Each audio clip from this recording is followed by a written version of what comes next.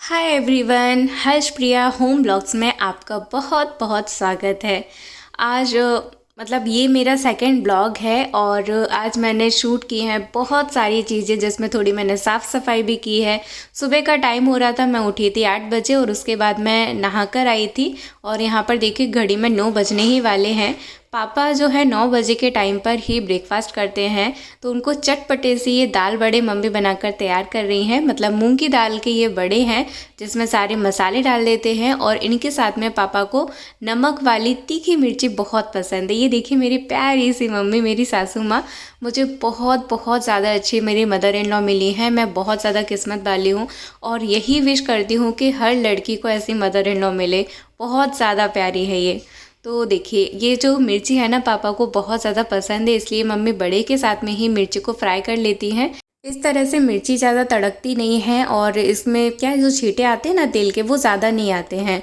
और यहाँ पर मैं नहाकर आई थी तो मैंने अपना पानी गर्म किया। सबसे पहले गर्म पानी पीती हूँ मैं, तो आपको ज़रूर से सुबह के टाइम में गर्म पानी ज़रूर पीना चाहिए और चाहे तो नींबू डालकर पी लीजिए। मुझे रात में नींद अच्छे से नहीं आई थी, पता नहीं क्या हुआ था, बहुत थक भी गई थी। मैंने सोचा जल्दी सो जाऊंगी लेकिन नहीं हुआ, तो उसकी वजह से मेरी आंखें बहुत सूज गई थी। आप देखिए कितनी मोटी मोटी पलकें हो गई हैं। और ये देखिए पापा के लिए दाल वड़े भी बनकर तैयार हो गए हैं। एक चीज़ है मेरे पापा की जो खासियत है, उनको मीठा चाहिए तो बहुत ज़्यादा मीठा चाहिए, तीखा चाहिए वो भी बहुत ज़्यादा तीखा चाहिए। और ये देखिए नमक डाल दिया है मिर्ची में ताकि और भी ज़्यादा अच्छी लगती है। टिफ़िन का टाइम हो गया था क्योंकि भैया का टिफ़िन जाता है मेरे देवर का, तो उसके लिए मैंने बनाई है ये गट्टे की सब्ज़ी। और ये देखिए ग्रेवी कितनी ज़्यादा बढ़िया लग रही है ना। ये सब्ज़ी बहुत ज़्यादा टेस्टी बनी थी और मैंने ऐसे ही सब्ज़ी बनाकर अपनी कुकिंग चैनल पर भी मैंने अपलोड की है रेसिपी। बहुत ही सॉफ्ट गट्टे बनकर तैयार होते हैं और बहुत ज़्यादा टेस्टी सब्ज़ी बनकर तैयार होती है। तो आप अगर गट्टे की सब्ज़ी बनाना सीखना चाहते हैं तो हर्ष प्रिया की किचन सर्च करके आप मेरे चैनल पर देख सकते हैं। और ये देखिए इनका कलर देखिए, बहुत ज़्यादा अच्छे से ये गट्टे बनकर तैयार हो चुके हैं। तो टिफ़िन जल्दी बनता है इसलिए मेरे घर पर खाना भी जल्दी बन जाता है। इसकी थोड़ी तैयारी, थोड़ी सी ज़्यादा ही तैयारी मम्मी कर लेती हैं और बाकी का जो थोड़ा बहुत बचता है वो काम मैं करती हूँ।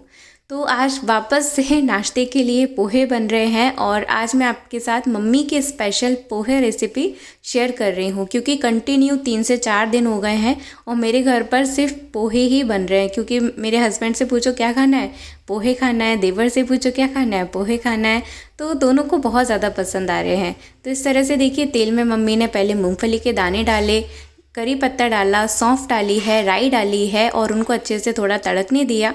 फिर इसमें हरी मिर्ची और प्याज डाल दी है, हल्दी डाल दी है और नमक भी डाल रही हैं। ज़्यादातर चीज़ें मम्मी एक साथ ही डाल देती हैं, फिर आराम से इनको भूनती रहती हैं। तो क्या होता है कि बहुत ज़्यादा अच्छा सा टेस्ट आता है उनके हाथ का। और अभी मम्मी ही पोहे बनाती हैं डेली, मतलब अभी ये 4-5 दिन से ऐसा ही चल रहा है कि पोहे मम्मी के हाथ की बहुत ज़्यादा अच्छे बन रहे हैं। अब ये पोहे मैंने पहले ही भिगो कर रख दिए थे, अच्छे से फूल गए हैं, सॉफ्ट हो गए हैं।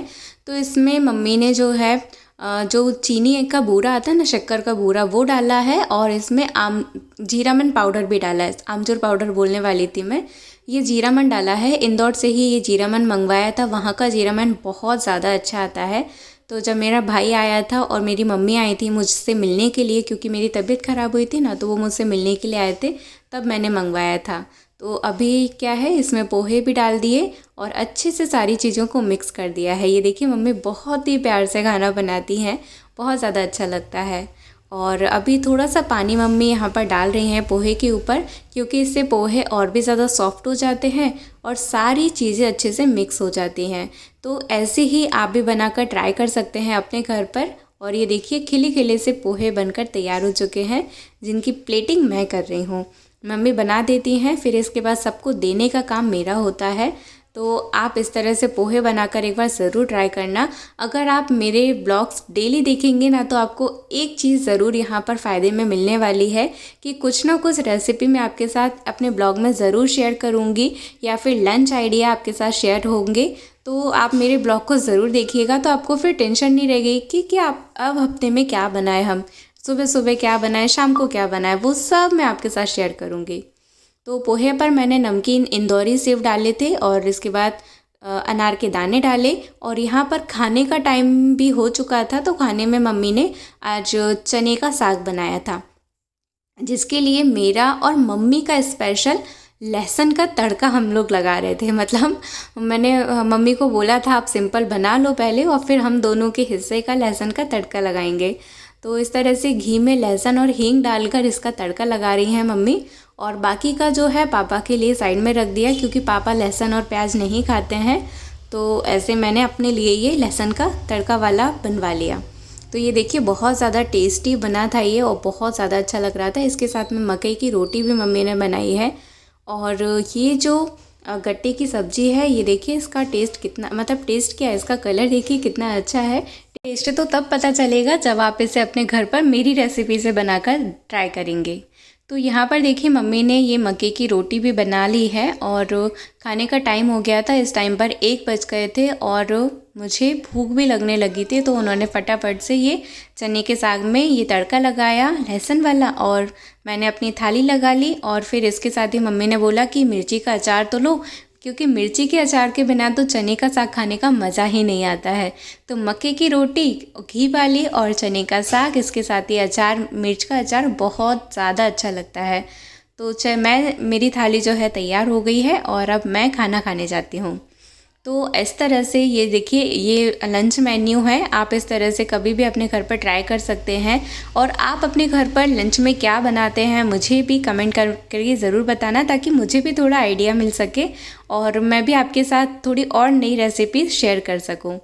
तो मैं अपनी थाली ले आई थी और मैं नीचे बैठ गई, क्योंकि मैं खाना नीचे ज़मीन पर बैठ कर ही खाती हूँ।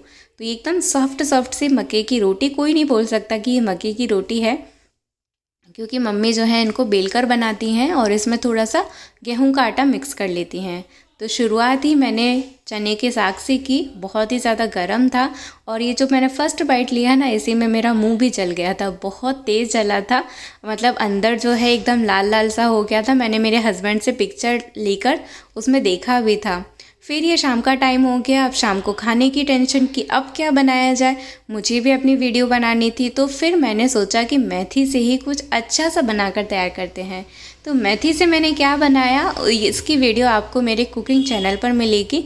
ये देखिए एकदम पत्ते पत्ते मैंने निकाल लिए हैं, डंठल बिल्कुल भी नहीं रखे हैं इसमें, क्योंकि मैं जो रेसिपी बनाने वाली हूँ उसमें डंठल बिल्कुल भी नहीं चाहिए, सिर्फ मेथी के पत्ते चाहिए। तो यहाँ पर जो है मेरी आंखें दर्द करने लगी थी, और मेरी आंखों का मुझे ऑपरेशन भी करवाना है। मेरा जो फर्स्ट चैनल है ना, उस पर मेरे $100 पूरे होने वाले थे।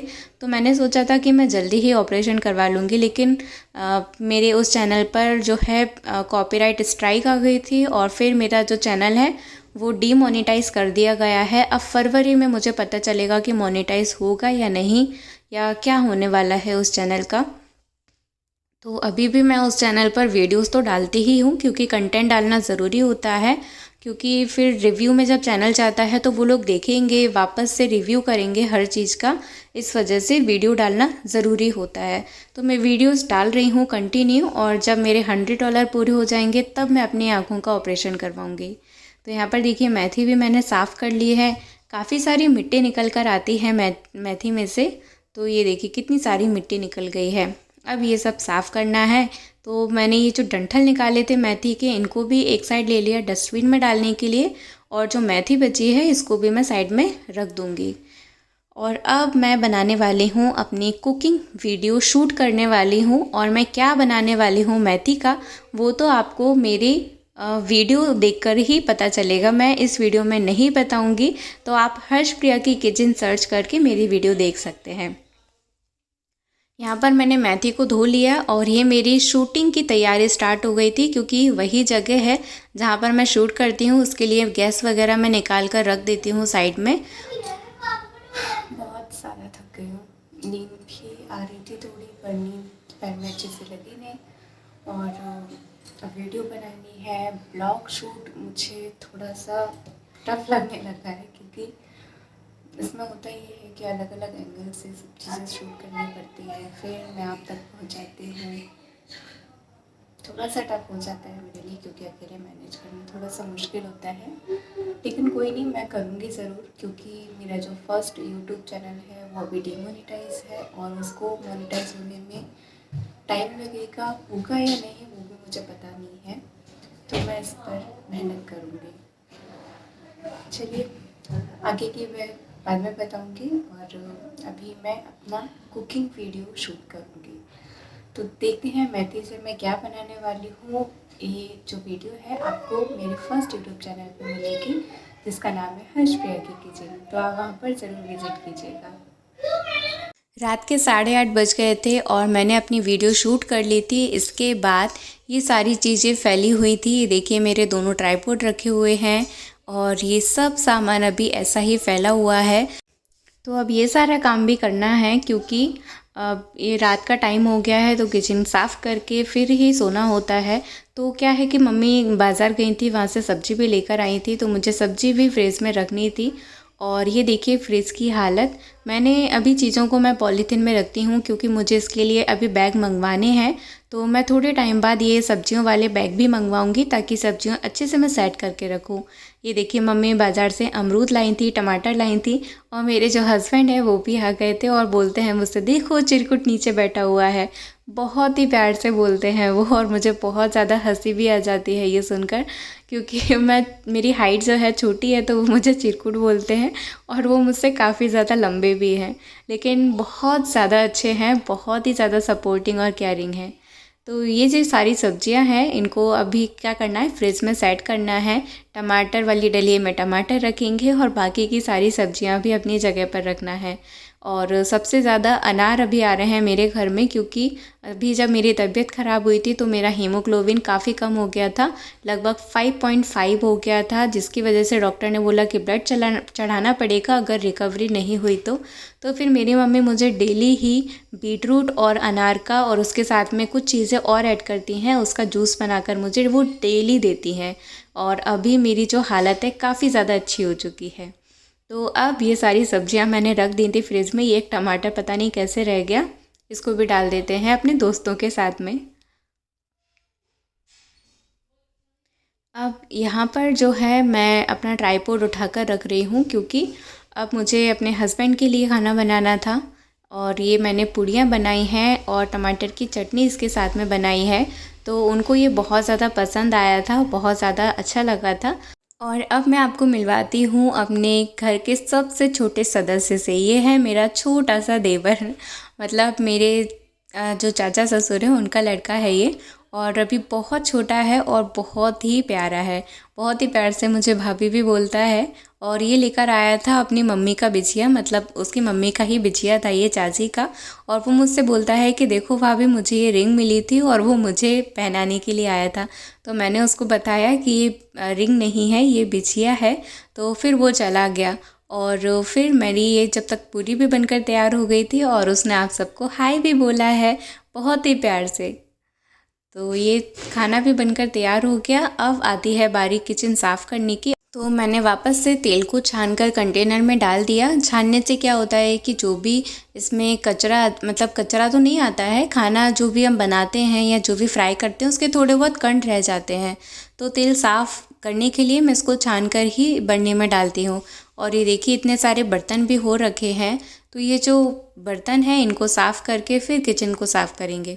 सुबह से रात तक का ये टाइम बहुत ही लंबा सा लगता है और काफ़ी अच्छा भी लग रहा है, क्योंकि अभी मैं ब्लॉग्स बनाना स्टार्ट कर दी हूँ, तो मुझे अच्छा लगता है कि मैं ये सारी चीज़ें रिकॉर्ड करूँ और आपको बताऊँ कि मैं क्या क्या करती हूँ, कैसे करती हूँ।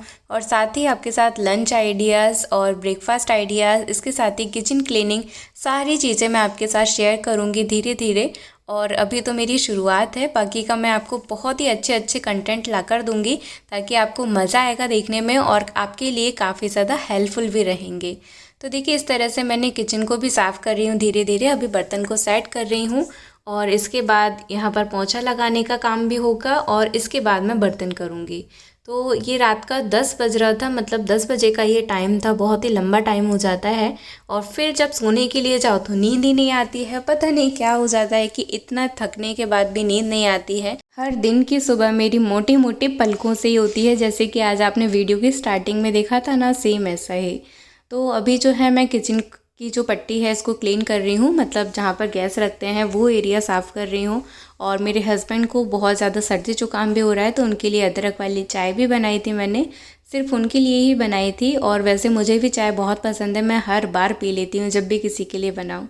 तो चाय बनाने के साथ मैंने पोंछा भी लगाया, मतलब किचन की जो पट्टी है उसको साफ़ की और इसके साथ ही बर्तन भी मैंने साफ़ किए। तो ये देखिए जब कढ़ाई में कुछ बनाते हैं तो इसको सबसे ज़्यादा मेहनत के साथ साफ़ करना पड़ता है, रगड़ रगड़ के, ताकि इसकी चमक कहीं ना जाए और देखने में ये अच्छी लगे। तो अब जो है इसको बर्तन भी मैंने सारे साफ़ कर लिए थे, बहुत सारे बर्तन हो गए थे इस बार।